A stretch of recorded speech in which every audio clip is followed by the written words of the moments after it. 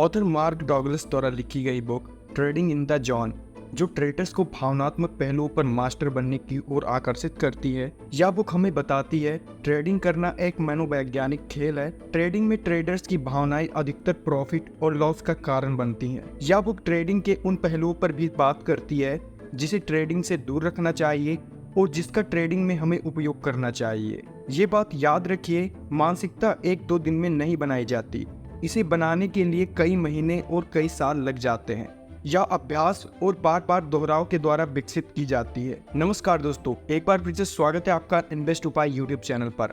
आज की वीडियो में हम आपके लिए लेकर आए हैं trading in the John book की समरी, जिसमें आज हम सीखने वाले हैं सफलता का रास्ता ढूंढना, अपने ट्रेड की जिम्मेदारी लेना, संभावनाओं में सोचना, अपने बिहेवियर के प्रभाव को जानना और एक ट्रेडर की तरह सोच रखना।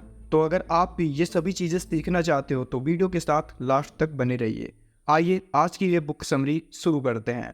चैप्टर नंबर 1, ट्रेडिंग सफलता का रास्ता। लेखक के अनुसार हम मार्केट का 3 प्रकार से विश्लेषण कर सकते हैं, जिसमें पहला फंडामेंटल, दूसरा टेक्निकल और तीसरा मेंटल एनालिसिस है। ट्रेडिंग और निवेश में जरूरत के अनुसार हम इन तीनों का उपयोग करते हैं। न्यू ट्रेडर की सबसे बड़ी गलती यह होती है कि उन्हें यह नहीं पता होता कि उनकी मानसिकता किस प्रकार है और वे कौन सा रास्ता अपनाकर मार्केट से पैसा बना सकते हैं। इसलिए वे सभी रास्ते को एक साथ उपयोग करने लगते हैं।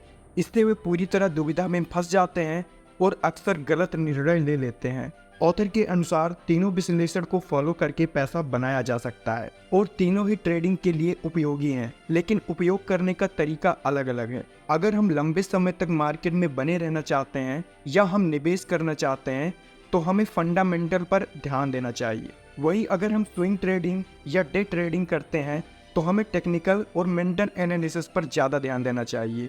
चैप्टर नंबर 2, अपने ट्रेड की जिम्मेदारी लेना।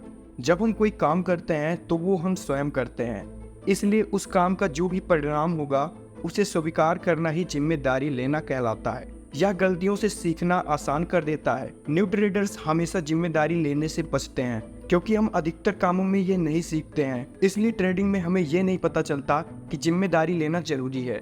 इसके कारण न्यू ट्रेडर्स अक्सर मार्केट और अपने सिस्टम को दोष देते हैं। जब मार्केट में उन्हें लॉस होता है तो वे कारण जानने और बेहतर करने की जगह दूसरों को दोष देते हैं। एक समय था जब मैं भी यही किया करता था, क्योंकि मुझे स्वयं जिम्मेदारी लेने में मैं गलत नहीं हो सकता कि भावनाओं और आलोचना का डर रोकते थे, लेकिन अब नहीं। अगर किसी काम की हम स्वयं जिम्मेदारी लेते हैं तो हम यह मानते हैं कि जो भी होगा उसे हम स्वीकार करेंगे। ऐसा इसलिए भी कि मार्केट में कब प्रॉफिट होगा और कब लॉस होगा या हम नहीं जानते हैं। एक ट्रेडर को हर प्रकार की संभावनाओं को स्वीकार करने के लिए तैयार रहना चाहिए। ये हमें दूसरे पर दोष देने से बचाता है और अपनी गलतियों से सीखने की ओर हमें आकर्षित करता है।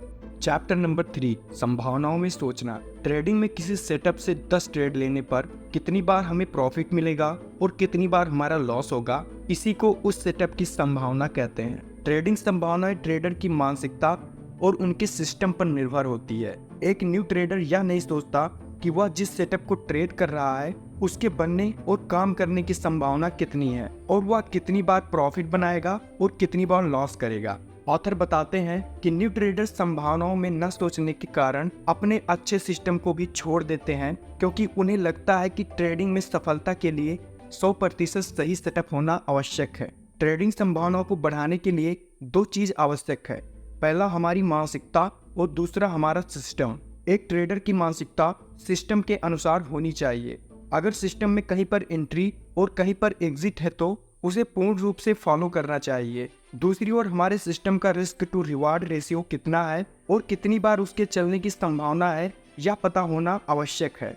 चैप्टर नंबर 4, ट्रेडिंग पर अपने बिहेवियर का प्रभाव। किसी काम या बात को लेकर हमारा सोचने का तरीका और कोई घटना होने पर उस पर प्रतिक्रिया देने का तरीका व्यवहार कहलाता है। जब ट्रेडिंग और हमारा बिहेवियर एक हो जाते हैं तभी हम मार्केट से पैसा बना सकते हैं। एक नया ट्रेडर यह नहीं जानता कि उसकी मानसिकता मार्केट में पूरी तरह असर डालती है, इसीलिए नए ट्रेडर्स अक्सर फेल हो जाते हैं और मार्केट को छोड़ देते हैं। जब नए ट्रेडर्स की मानसिकता से अलग, जब उसे मार्केट की मानसिकता स्वीकार करनी होती है या उसे अपनी मानसिकता मार्केट की मानसिकता के अनुसार ढालनी होती है तो वो ये नहीं कर पाता है और यही उसकी असफलता का कारण बनता है। एक ट्रेडर बनने के लिए ट्रेडर की मानसिकता को अपनाना और उसे मार्केट में उपयोग करना दोनों आवश्यक है। ट्रेडिंग की मानसिकता काम करने और ट्रेडिंग में प्रतिदिन होने वाले प्रॉफिट और लॉस से बनती है। अगर हम भावनात्मक रूप से इसे स्वीकार नहीं कर पाते हैं तो हमारी मानसिकता एक दिन हमारा व्यवहार बन जाती है। अच्छी बात यह है कि हम मार्केट के बिहेवियर को स्वीकार करना सीख सकते हैं।